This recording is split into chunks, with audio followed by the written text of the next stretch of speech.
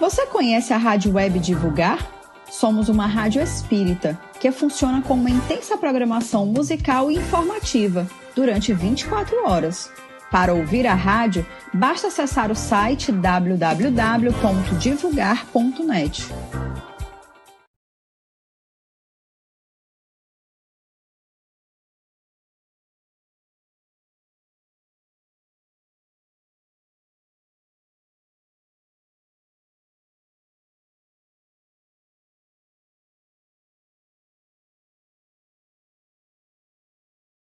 Ditosos, ditos e ditados para o Evangelho no Lar. Se encontra à disposição nas principais plataformas de venda. E um bom Evangelho no Lar para todos.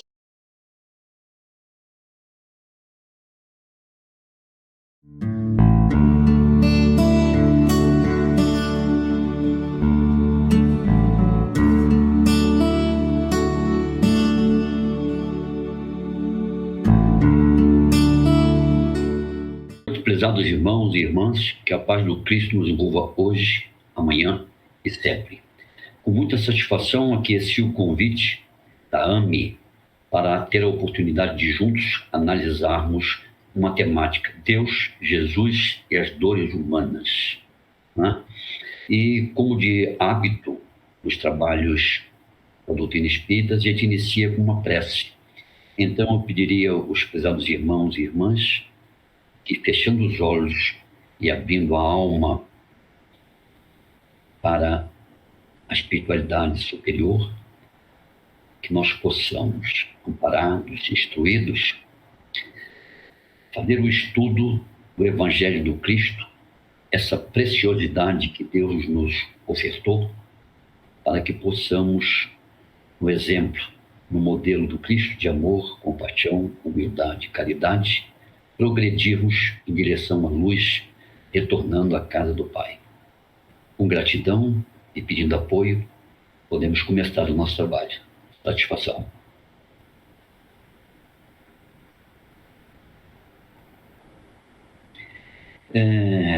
Essa temática é da maior importância na existência das pessoas.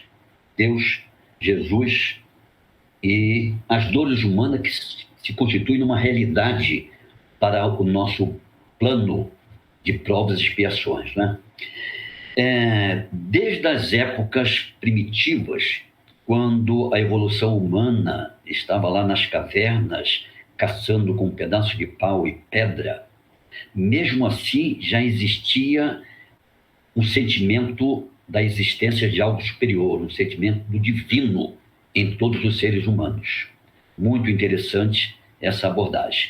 Pela constatação no primitivismo da nossa situação à época, de que a grandiosidade das obras humanas, das obras divinas, por exemplo, o raio, o trovão, a montanha gelada, a imensidão dos mares, dos rios, tudo isso causava espanto a todos nós que estávamos naquela época e nos dava a consciência que existia algo além das limitações humanas, né?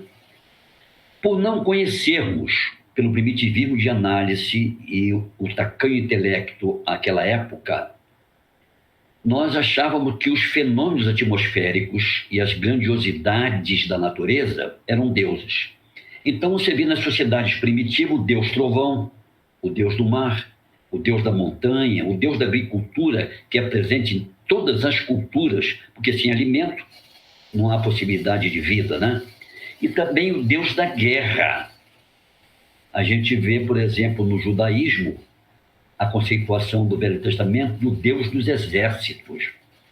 Queriam colocar todas as nações do mundo aos pés da nação judaica. Lamentavelmente, até hoje, eles ainda têm uma visão, e o Messias prometido, o Cristo que veio no seio da cidade judaica, não foi aceito, foi crucificado, né?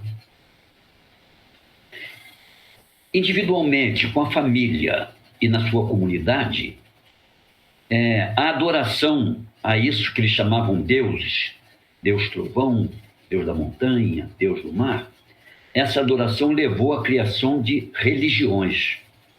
A palavra religião vem do latim religare, religio, que seria a possibilidade de nos retornar o contato com a fonte primeva que nos deu origem, a casa do Pai. Né? Lamentavelmente, as religiões falharam em sua maioria por apego ao material, por sectarismo, de certa maneira, desvirtuaram o ensinamento do Cristo. E, apesar de existirem milhares de religiões, a gente lamenta até que existiram guerras entre as religiões. A gente lembra, por exemplo, da noite de São Bartolomeu, em que o rei francês, com o clero católico, matou mais de 3.000 pessoas numa só noite, os protestantes, chamados huguenotes. E você tinha os cátaros no sul da França, que foram dizimados pela Igreja Católica. E a gente vê agora a região islâmica, alguns extremistas na região, né? Mas as religiões são ramos, folhas da árvore frondosa da verdade divina. Com as suas diferentes dificuldades, todas levam a um aprimoramento moral e espiritual, né? É preciso haver respeito com todas elas, que elas servem a níveis evolutivos diferenciados da condição humana.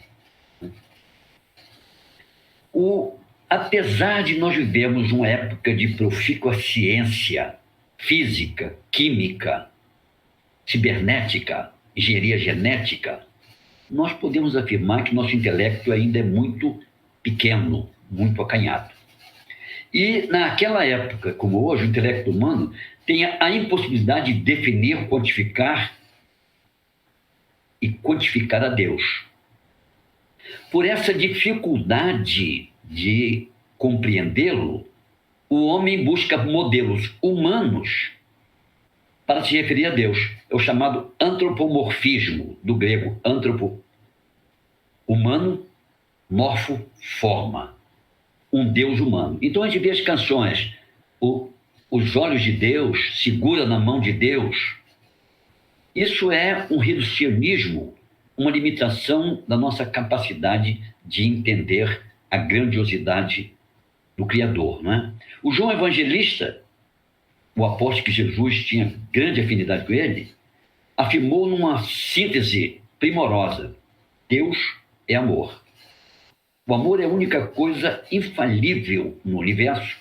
E o amor de Deus perpassa, está intrínseco a tudo que foi criado. Tudo no universo contém a energia divina, é a criação divina, né? Interessante também, para confrontar esse dogmatismo e esse antropomorfismo das religiões, você tem o filósofo Baruch Spinoza, que era de família portuguesa, mas de origem holandesa, que foi muito atacado pelo clero católico, na exata medida que ele tinha uma visão cosmológica de Deus. O que ele dizia? Se você não puder ver, perceber Deus na imensidão dos mares, no açoite dos ventos sobre as ondas, na beleza de uma criança, no sorriso, na beleza do sorriso e do olhar de uma criança, não o procure em templos criados pelos homens. E pare e passe com o que o Cristo disse, que Deus não habita templos criados pelos homens. Habita o íntimo, o coração, como o Cristo diz: vós sois deuses que brilha a vossa luz. Né? Muito interessante essa abordagem. O Jesus, o espírito mais lídio, mais evoluído, chamado primogênito, primeiro gerado, a primeiro da criação divina, que se perde nas eras imemoriais. Nós não podemos. O Cristo fala: o espírito é como o vento sopra de norte para sul, ninguém sabe de onde vem, nem para onde vai. Assim o espírito. Não sabemos quando os espíritos foram criados. Isso pertence a Deus. E o espírito mais evoluído, que é o responsável pelos planetas, foi o criador no nosso planeta. A ciência física diz agora que o planeta tem em torno de 4,5 bilhões de anos. O Cristo de existência se perde nos tempos imemoriais, foi o Criador. Ele, com arquitetos siderais, com engenheiros siderais, criou o planeta da poeira das estrelas, da energia cósmica universal. Choveu sobre o planeta mais de 1 milhão de anos e solidificou a camada externa, que era brasa. Nós temos ainda no interior da Terra matéria ígnea, e quando em vezes os vulcões cospem lavas de milhares de graus. E surgiram as montanhas, os lagos, as depressões, as planícies, né? E o Cristo, anterior à formação do planeta, na formação do planeta e até hoje, até a infinidade dos tempos, cuida do planeta e de todos nós, não é? Ele é responsável pelo planeta. Ele sempre foi, é e será emanação do amor divino, né? O João Evangelista também fala: o amor de Deus fez carne e habitou entre nós. O verbo, a fala, a essência divina que habitou entre nós. Ele continua cuidando de todos nós. E ele diz, para nosso conforto: de todas as ovelhas que meu Pai a mim me confiou, nenhuma se perderá. Então, apesar de todos os desvios e todas as coisas que contrariam a lei harmônica do universo, a lei do amor que nós fazemos, um dia nós estaremos lá, na casa do Pai, né? O Jesus, antes de vir, na época do Moisés, depois da época do Moisés, a primeira revelação foi com Moisés. A segunda revelação, com a vinda do Cristo, que desce das regiões celestes para habitar um planeta atrasado, numa cultura atrasada como a judaica, de 12 tribos violentas, que o rei Davi colocou a capital no meio, nem na Judéia embaixo, nem acima, para não haver briga entre as tribos. Essa era a população no qual Jesus veio trazer o amor, a simplicidade, a humildade, né? Antes da vinda, ele mandou, por exemplo, na Ásia, o Lao Tse, mandou uma grande figura espiritual, o Foi, mandou o Moisés, e os seus espíritos falaram com Moisés no Monte Sinai, e o Moisés chegando para o povo, para dar robustez e credo à sua palavra, diz que foi Deus quem falou com ele. Mas Deus não tem boca nem fala. Deus se comunica ao nível do intelecto. E as potestades divinas, elas falaram a mando de Jesus para Moisés, naquele fenômeno mediúnico extraordinário de fala direta, né? Há 600 anos antes da vinda do Cristo, mandou o Buda, que é uma preciosidade de espiritualidade. O Zoroastro, na Mesopotâmia, né? Você percebe uma identidade muito grande do ensinamento do Cristo, desapego material, humildade, com o Buda, que foi enviado por ele. Após a vinda do Cristo, esse presente de Deus para a humanidade, ele manda um São Francisco de Assis, uma Madre Teresa de Calcutá, uma irmã Dulce no Brasil, Dom Helder Câmara, grande figura da Igreja Católica, o Mahatma Gandhi, líder espiritual da Índia, Kardec, que teve a missão de codificar a doutrina espírita, Chico Xavier, esse fenômeno de simplicidade, humildade e de mediunidade, o Alberto Schweitzer, músico, filósofo, médico, que fez um trabalho extraordinário na África com os irmãos desvalidos, e muitos outros que a gente poderia aqui enumerar, né, que o Cristo mandou para nos mostrar o caminho depois que ele veio. O ensinamento de Jesus é aquela preciosidade que é o paradigma, o modelo para que nós possamos alcançar a plenitude espiritual, né? Os espíritos respondem a Kardec, perguntou: qual é o modelo para a evolução moral e espiritual? Simplesmente o Cristo, o mais perfeito modelo, né? E o Cristo, manifestado no corpo de Jesus, esse grau crístico de amor infindável, ele afirma: eu e o Pai somos um. Ele estava diariamente em contato com o Pai, orando, se comunicando. Quando ele afirma eu e o Pai somos um, o clero católico, nos concílios, afirmam que Cristo e o Pai são uma só coisa. A gente não dá para entender porque tem dezenas de exemplos que o Cristo fala: aquele que me enviou. Quem é que envia a si mesmo? Eu não falo por mim, eu falo por aquele que me enviou, né? E o Cristo dá uma lição de humildade e desapego material quando diz: eu venci o mundo. Venceu o quê? As tentações da matéria. Ele poderia ter todas as riquezas, mas ele disse, o Filho do Homem, como ele se denominava, não tem onde reclinar a cabeça. Desapego total, que a gente vê também nas técnicas budistas. Ele diz da sua missão, eu sou o caminho, a verdade e a vida. Ninguém vai ao Pai senão por mim. Então, sem o Evangelho do Cristo, é impossível ascender moral ou espiritualmente para voltarmos à casa do Pai. E aquilo que eu falei anteriormente, que é um consolo, uma garantia para todos nós. Ele diz, de todas as ovelhas que a mim o Pai confiou, nenhuma se perderá. Então, como Deus, o seu tempo é a eternidade, eu costumo fazer uma brincadeira que Deus não usa relógio, ele não tem pressa, ele espera que nós nos transformemos, baseado no Evangelho do Cristo, para ter uma felicidade absoluta, que é estar com ele na casa do Pai. Né? Então, o Cristo é, sem dúvida nenhuma, nosso modelo, nosso paradigma. Como eu falei, a rusticidade das consciências humanas na época de Jesus, tribos, aquele cenáculo de fariseus hipócritas, agarrados à tradição judaica, de uma hipocrisia ao ponto do Cristo falar, vós sois sepulcros caiados, pintado por fora, cheio de podridão por dentro. Ele, vendo que a sua mensagem não podia ser entendida na totalidade, diz, tenho muito a lhes falar, mas vós não podeis entender. Meu Pai enviará um Consolador que ficará convosco até a consumação do século. E em 1856, 57, 58, nessa época, aparece, enviado pelo astral superior, pelo Cristo Cósmico, o Consolador Prometido, que é o cristianismo redivivo, aclarado pelo Espírito, trazido na França por Kardec, cotejando as perguntas por mais de 100 médios. E o Kardec vai de encontro, contrário àqueles dogmatismos da fé cega, as mentes simples dominadas por um clero cheio de vício. O que ele diz?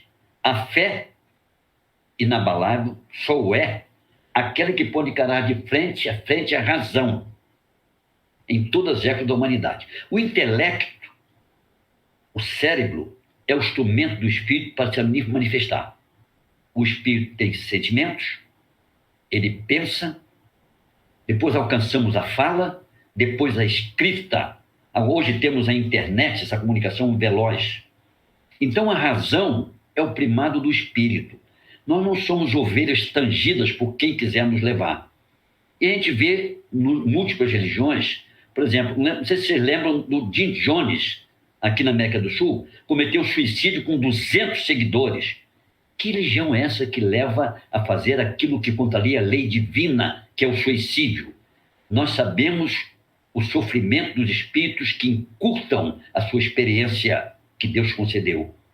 Né? Basta ver o Camilo Castelo Branco, grande escritor português, quando ele relata o martírio dos suicídios, o sofrimento, que uma das maneiras de afrontar a lei divina é o suicídio. Né? O espiritismo tem uma tríplice abordagem. É ciência, ciência do espírito.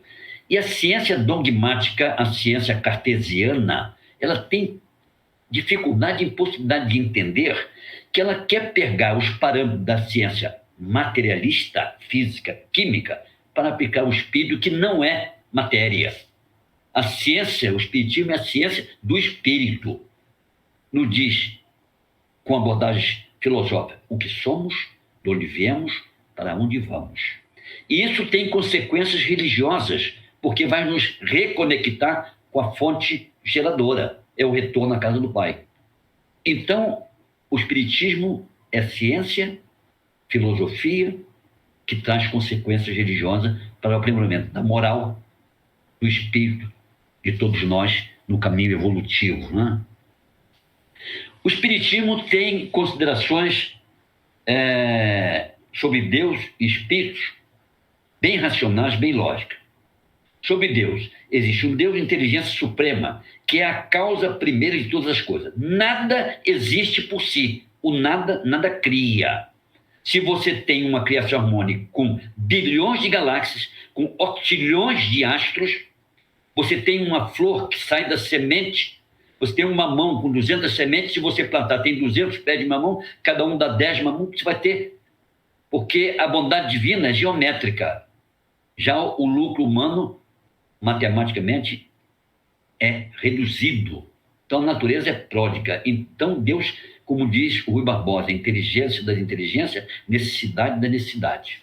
E qual é a prova da existência de Deus, já que ele não é material? Simples. É o axioma da ciência. Não há efeito sem causa. Um relógio suíço, considerado um primor, ele não se fez. Ele tem um ourives que usou a melhor matéria, que tem como efeito, né, um relógio primoroso. Então, causa inteligente, o efeito inteligente. Observando a causa e o efeito na natureza, essa coisa extraordinária, o Sol há bilhões de anos faz o seu movimento, vem pela manhã, conforme a rotação da Terra, vai ao final da tarde, não atrasa um segundo. Que ser humano poderia fazer ou entender isso? Então, olhando essas maravilhas, você conclui que Deus é soberanamente justo. E a gente tenta, em hipótese, avaliar atributos de Deus. Ele, forçosamente, é eterno. Porque se tivesse tido início, teria sido criado com outro que seria o Deus. Então, ele existe por si, por todo o tempo, pela eternidade. Ele é imutável, porque é perfeito. Se ele não fosse contrariando o aspecto de imutável, se ele se modificasse, as suas leis perfeitas, imutáveis e eternas não teriam consistências, elas ficariam abaladas. Deus é imaterial, porque ele não é, naquilo que nós conhecemos, com qualquer apresentação da matéria sólida, líquida, gasosa, foge ao nosso intelecto conceber. Porque se fosse material, sofreria a ação de desequilíbrio energético, chamado entropia pela física, em que tudo que é agregado sofre transformação, desagrega. Então Deus iria um dia acabar. Isso aí é inconcebível. Ele é único, porque se tivesse outro com qualquer atributo diferente dele, esse outro seria Deus. Então haveria um dualismo. Mas, na realidade, ele é único, Criador, amantíssimo, poderoso, onipotente, tudo pode. O Cristo diz, para meu Pai, nada é impossível. Como nós somos limitados de intelecto, de conhecimento, a gente tende a achar que as coisas, grandiosidade do infinito da criação divina, pode ser mensurada, pode ser entendida. Não são, estão muito acima. Ele é potência absoluta. E é soberanamente justo e bom. Porque os facínoras, os desequilibrados, os assassinos, ladrões, recebem o oxigênio como os bons recebem. O sol nasce para os cruéis, para os bondosos. A chuva irriga a terra dos maus e a terra dos bons. Ele é equânime na descrição das suas virtudes, do seu amor. Trata todos com equidade, com igualdade. Não tem preferência por pessoa. Se você é espírita, você vai ser melhor. Se você é da Umbanda, se for hinduísta, católico, não existe isso. Deus ama a todos os seus filhos. E tem uma atitude de tolerância, esperando que a gente desperte para a realidade, que é o retorno à casa do Pai. Né? O ser humano tem uma alma, né? É um princípio inteligente que está além da matéria. Nós não somos um corpo tendo experiência espiritual. Nós somos espíritos eternos, uma experiência na carne, nesse plano evolutivo de provas e expiações. Né? E, como eu falei, o pensamento é a primazia do espírito, tem um poder extraordinário. Se o pensamento fosse propriedade da matéria, por que quando morre, o indivíduo não pensa mais? Se a matéria pudesse pensar, imagine um paralelepípedo fazendo a Quinta Sinfonia de Beethoven. Imagine o paralelepípedo, uma rocha, fazendo uma poesia ou um livro como Goethe, uma peça de teatro como o grande criador inglês, e todas a arte, toda maravilha, se pudesse ser feito por um pedaço, por um martelo, uma coisa absurda, né? Então, o pensamento é atributo do espírito, não é do corpo. A existência da alma é provada pelo espiritismo. Como? Pelos atos inteligentes do homem, aos quais decorre necessariamente de causa inteligente. Porque uma pedra não faz o que o homem faz. O homem faz um avião que carrega 400 pessoas e 10, 20 caminhões dentro dele, levantando voo como um pássaro. Isso é a competência que Deus otorgou da inteligência nesse estágio. Por que não tínhamos aviões há 2 milhões de anos? Por que não tínhamos ferramentas? Tudo obedece um plano divino e vai progredindo sistematicamente. A vida não dá saltos, né? Deus sempre deu faróis iluminativos para a nossa evolução, né? Os homens, por seus faróis, podem estar na procura dos desconhecidos. São esses atributos de Deus. E o modelo é o Cristo, enviado pelo Pai, né? O Mestre Jesus asseverou, ensinando com toda a sua sabedoria e amor: sede puro como meu Pai é. É difícil para a gente nesse estágio, mas um dia estaremos junto ao Pai. Os espíritos puros sabem o que é Deus, não é quem, que Deus não é pessoa. Conhece e tem a felicidade que nós não conseguimos entender, que é estar com o Pai. Quando a gente tem uma fé de fidelidade com a lei, você já tem um prazer interior na caridade, na convivência humana extraordinária. Você imagina nas regiões divinais o relato, né, do Paulo, que foi levado até o 7º céu e ouviu músicas, as músicas celestes extraordinárias. Então a gente não consegue alcançar, né? E ele dá um conselho ao Cristo: ser puro como meu Pai é, para que possamos estar em comunhão com Ele. Deus é o Criador de todas as coisas. O princípio da criação, a Ele pertence. A inteligência tacanha do homem não consegue acompanhar. Tudo atesta, tudo conforme que Deus é autor de todas as coisas. Mas quando Ele fez, só Ele sabe. A matéria existe desde a eternidade, como Ele, nós sabemos. Nós podemos formular hipóteses mais ou menos prováveis sobre o que julgou oportuno a nos revelar. Ele revela na física, na química, na biologia, na ciência genética, maravilhas que há 500 anos, há 2000 anos, quando ele esteve aqui, nós não conhecíamos. E ele oferta na medida que o planeta vai evoluindo.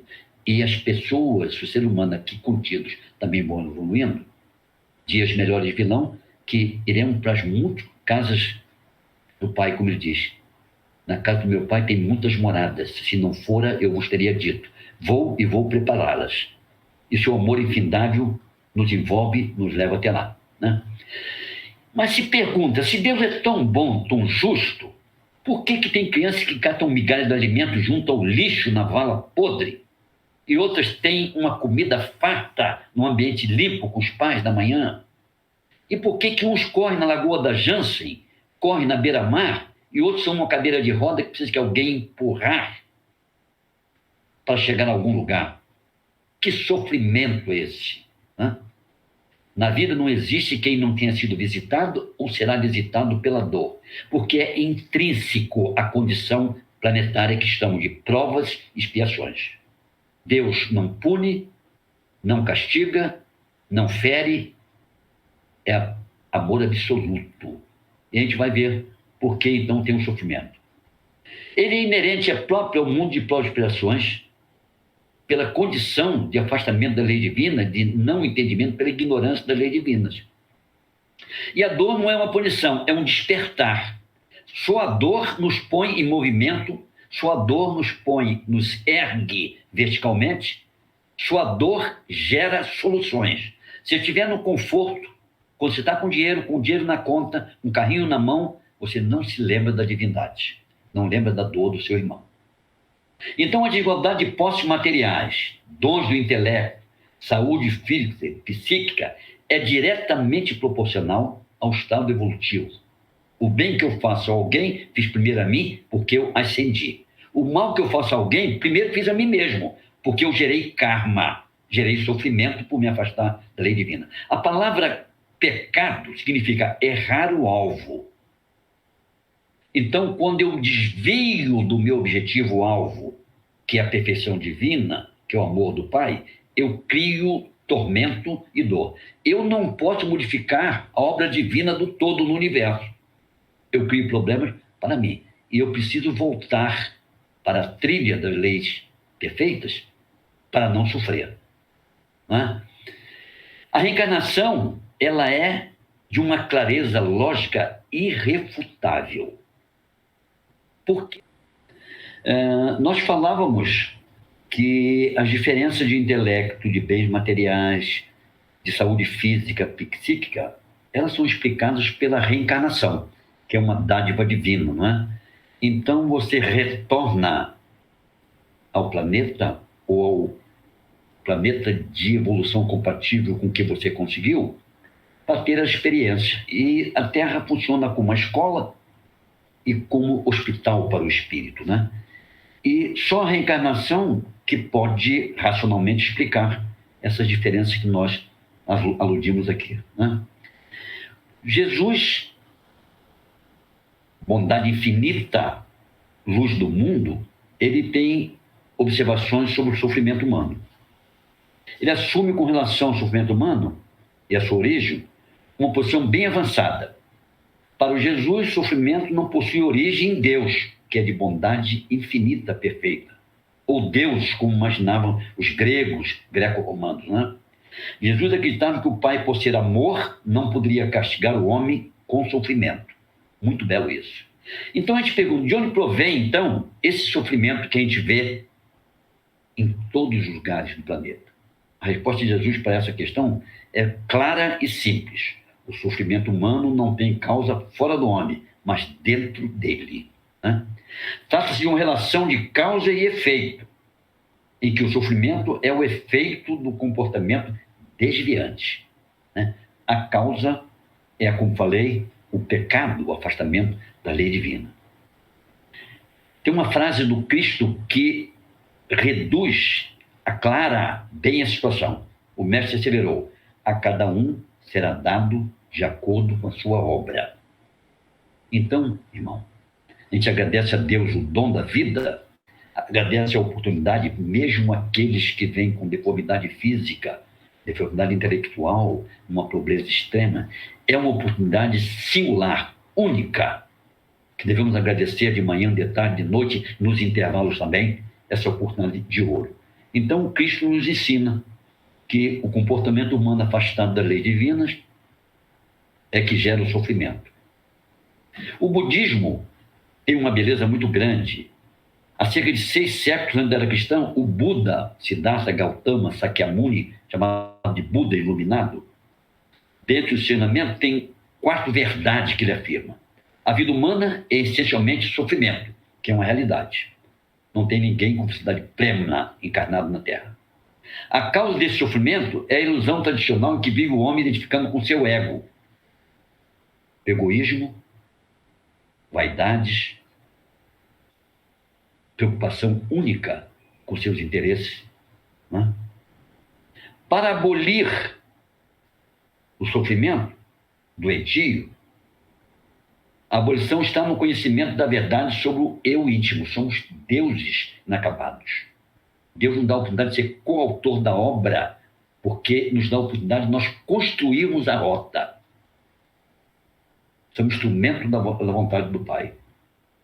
E a 4ª verdade, diz o Buda, o método para passar da ilusão do ego tem a força centrípeta de fora para dentro de mim. Eu quero tudo, quero possuir. Quando eu me esclareço no Evangelho, eu boto em prática a força centrífuga, fuga do centro. Eu não me preocupo mais só comigo. Eu me preocupo com o bem de todos, como Cristo ensinou, né? Então, o método passar da ilusão do ego, a verdade do eu, ele fala que é meditação. No Espiritismo a gente vê reforma íntima, estado de consciência. O Santo Agostinho dizia, quando ia deitar-se, que bem eu deixei de fazer, qual o mal que eu fiz a alguém hoje. Amanhã vou procurar, para me desculpar, procurar ser melhor. Então a meditação é esse mergulho na realidade íntima para a transformação moral e espiritual no fundamento do Evangelho do Cristo. Jesus nos ensinou: conhecereis a verdade e a verdade vos libertará. De quê? Do egoísmo, da presunção, do apego material, da crueldade, da ignorância. O Evangelho do Cristo é o caminho correto, reto, para nós ascendermos à felicidade plena, que é o retorno à casa do Pai. A gente reclama do sofrimento, todos nós, mas o sofrimento é uma alavanca que verticaliza o crescimento. Como eu falei, quando você está na zona de conforto, você não lembra nem de orar. Quando aparece a dificuldade, você lembra da espiritualidade e procura meios. A espiritualidade te oferece meios no estudo, no trabalho, de você reverter a dificuldade em condições materiais. Na fé, reverter o desamparo, os erros a nível espiritual. A gente faz aqui uma alusão. O alpinista que sobe a montanha, ele fere as mãos, o joelho, corta as mãos, mas quando ele chega no topo da montanha, ele tem uma visão privilegiada do todo. O comodista que ficou na rede no pé da montanha, só vê o sopé da montanha. Então o sofrimento lhe permite ascender, realizar realmente. Não há evolução sem resistência ao sofrimento, diz Humberto Rode, pela própria característica do nosso planeta. Outro exemplo interessante que Deus é a metamorfose da borboleta. Uma das coisas mais extraordinárias. Todo inseto põe um ovo, formiga, nasce uma formiguinha. A barata põe um ovo, nasce uma. A borboleta, Deus falou, vou mostrar para vocês como eu sou potente, inteligente. A borboleta põe um ovo, nasce uma lagarta, rasteja na planta, come avidamente. Determinado momento, ela começa uma transformação extraordinária. E a lagarta rastejante se transforma numa borboleta que voa para distâncias impensáveis entre continentes, como a borboleta monarca, que vai de um continente a outro. Se você, vendo o esforço da borboleta para romper o casulo, ela faz um esforço surdo. Se der uma pinçazinha, uma giletezinha, cortar para facilitar, ela não consegue voar. Porque esse sofrimento, esse esforço, essa luta de romper o casulo, que fortalece os músculos da asa, minúsculo, que permite ela voar. Assim somos nós. Se nós ficarmos na comunidade, na facilidade cômoda, nós não teremos asas espirituais para voar. Então, cabe a nós. Ninguém pode viver a minha vida. A espiritualidade, o exemplo maior do Cristo e dos Espíritos, com a doutrina espírita, além de outras religiões, com todo respeito às outras, mas a caminhada é minha. E não adianta muita religião. Na realidade, o que adianta é amor no coração. Religiosidade é importante, mas mais importante é a caridade, que é a essência, como diz o Chico Xavier, é o amor em movimento. Né? O sofrimento está a serviço da integridade e evolução do corpo. Se nós não sofrêssemos dor, não perceberíamos que estamos com o dedo no fogo, que o espinho entrou na sola do nosso pé. Mas para a humanidade, além do sofrimento do corpo, que visa apenas a evolução, tem um sofrimento que visa a evolução espiritual, a nossa essência realmente. O homem é um ser realizado fisicamente. Dois gametas, masculino e feminino, óvulo, espermatozoide se juntam, trilhões de células, cada uma sabe que uma é para fazer o cabelo, outra saber o osso, outra é para fazer o dente, a unha, o dedo, uma perfeição que a gente não para pensar. Então é perfeito o corpo humano, mas o espírito não é perfeito. Ele está em constante evolução, é algo a ser realizado. pode estar terminando a evolução corporal feita por Deus, mas falta, porém, a realização hominal, um ser eminentemente espiritual, né? O Hamed, grande espírito, escritor de muitos livros, sabe, ele diz: eu não sou um sofredor, eu estou sofredor. Sofrer é, portanto, um sintoma que indica que a causa sou eu mesmo. Por isso devo renovar-me. É a reforma íntima, né? O conhecereis a verdade que a gente vem falando aqui, o afastamento das leis, né? E a visão espírita do sofrimento?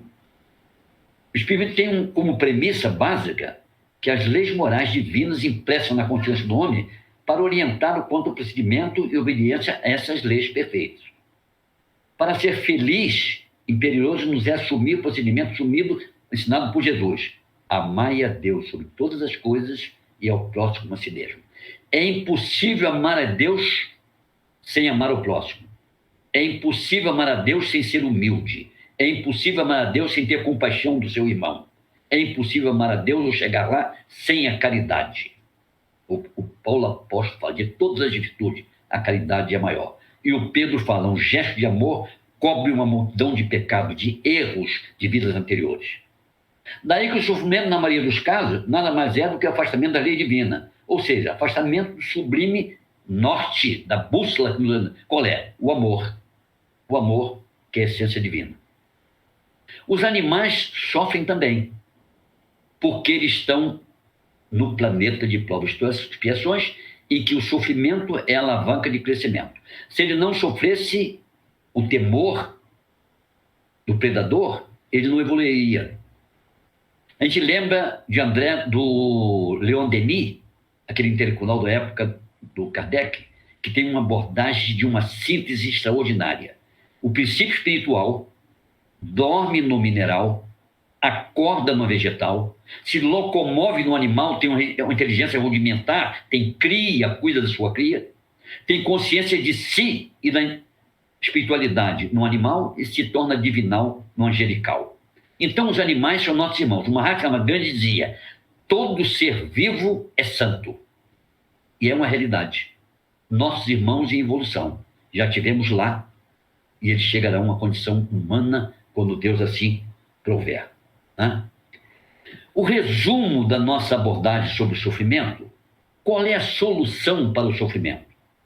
A solução única possível para a extinção da dor, do sofrimento, para acesso à casa do Pai, que é o locus de felicidade absoluta, é o amor. Amor é a única coisa no universo infalível. O amor jamais fala. Então, a Madre Teresa de Calcutá, ela dizia: quando alguém lhe encontrar, ao ir embora, que esteja melhor, sentindo melhor que quando chegou. Nós temos aqui o Chico Xavier, tinha aquela irmã semi-analfabeta que fez o hospital do pênfigo, ou fogo selvagem, aquela doença que é uma chaga só no corpo. E ela criou um orfanato para as mães que estavam em tratamento. Então, um espírito desse está resolvendo o seu problema das dívidas anteriores. A gente tem que se ajoelhar aos pés dessa tia, essa irmã. Impressionante, um exemplo de amor, caridade, sem limite. Então, meus irmãos, o amor do Pai é infindável, o Cristo Jesus é nosso amigo inigualável, e a solução para nossas dores, nosso sofrimento, é o amor, a compaixão, a humildade e a equidade. Eu agradeço a atenção. Meu desiderato é de muita luz, vida e amor para todos. Gosto muito da palavra namastê, usada na Ásia, que significa: o Deus que há em mim saúda, reverencia o Deus que há em você. Né? Podemos então, irmão, fazer a prece final? Vamos outra vez fazer uma introspecção, fechando os olhos, buscando a espiritualidade, agradecendo ao Deus de poder, amor e glória pelo dom da vida. Agradecer a Jesus pela oportunidade da busca dos seus ensinamentos. Agradecer aos nossos guias espirituais, que nos foi concedido pelo amor do Pai para nos direcionar, nos apoiar, nos conduzir no caminho. Agradecer a espiritualidade amiga, desejando a todos muita luz, muita paz, muita harmonia. Gratidão Gratidão, gratidão.